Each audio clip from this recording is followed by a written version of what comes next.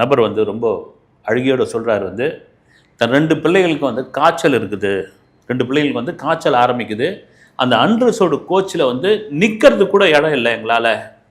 இல்லை இந்த 2 பிள்ளைங்களையும் எங்கேயாவது கீழே உட்கார வச்சுட்டா கூட நாங்கள் 2 பேரும் நின்றுட்டு வந்துடுவோம்.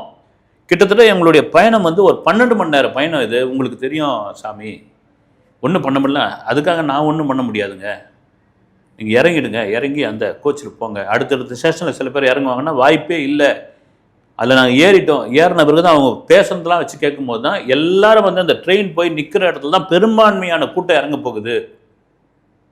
நாங்கள் வந்து ஒரு அவசரத்துக்காக, ஒரு மருத்துவ அவசரத்திற்காக நாங்கள் இந்த வண்டியில் ஏறிட்டோம். ட்ரெயினை விட்டால் வேறு வந்து தரைவழி போக்குவரத்துலாம் எங்களுக்கு சரிப்பட்டு வராது, கடையும் கிடையாது சொல்கிறாங்க. ஒரு மறுபடியும் டிடிஆர் இருங்கன்னு சொல்லிட்டு அப்படி போயிட்டு திரும்ப வராரு. வந்த பிறகு 2 பேரும் ஃபைன் கட்டணுமே அப்படின்றார். இதில் தொடர்ச்சியாக நீங்கள் ஃபைன் பண்ணணும்னா அபராதம் கட்டணும். எவ்வளோன்னு கேட்குறாங்க. 1200 1200 2400 ரூபா அப்படின்னு. 2400 ரூபான்னு அவர் பார்க்குறாரு. அவருடைய பேக்கெட்டில் வெறும் 3000 ரூபா தான் இருக்குது. அதையும் சொல்கிறார் வந்து, ஐயா நான் வந்து என்னுடைய மனைவியுடைய தங்கை உடல்நிலை சரியில்லை, ரொம்ப கிரிட்டிக்கலாக இருக்கிறாங்க, அவங்கள பார்க்குறதுக்கு என்னால் முடிஞ்ச ஒரு பண உதவி கொடுக்கறதுக்காக நாங்கள் ஃபேமிலியோடு அவசரமாக கிளம்பிட்டோம். மற்றபடி என்கிட்ட நான் ஒரு சாதாரண கூலி, அதெல்லாம் இந்த கதையெல்லாம் என்கிட்ட சொல்லாதீங்க.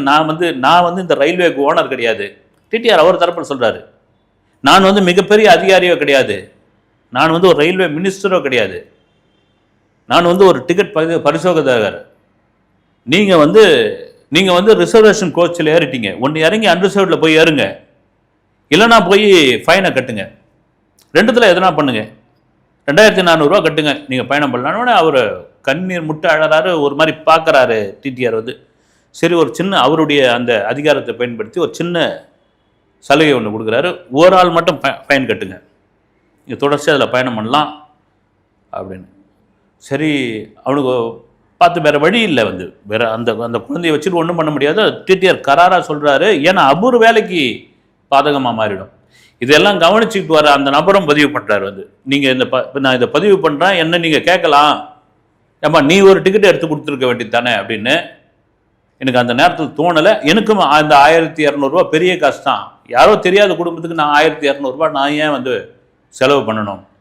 ஒரு 200 300 ரூபானா நான் பண்ணலாம், அதுக்காக நான் ஏன் பண்ணணும் அப்படின்றது ஒரு பதிவும் அவர் போட்டிருக்கார். அதை தாண்டி அந்த நபர் அந்த 1200 ரூபாயை எடுத்து கொடுக்குறாரு. அவர் வந்து அதுக்கான ரசீதை கொடுத்துட்டு அப்புறம் அவர் கேட்குறாரு, சார் நீங்கள் இடையில் வந்து, ஏன்னா டிடிஆர் மாறிக்கிட்டே இருப்பாங்க, புதுசாக ஒருத்தர் வந்தார்னா அவர் எங்களை விரட்ட மாட்டார்னு என்ன நிச்சயம்? ஒன்றும் இல்லை, இந்த பில்லை காமிங்க.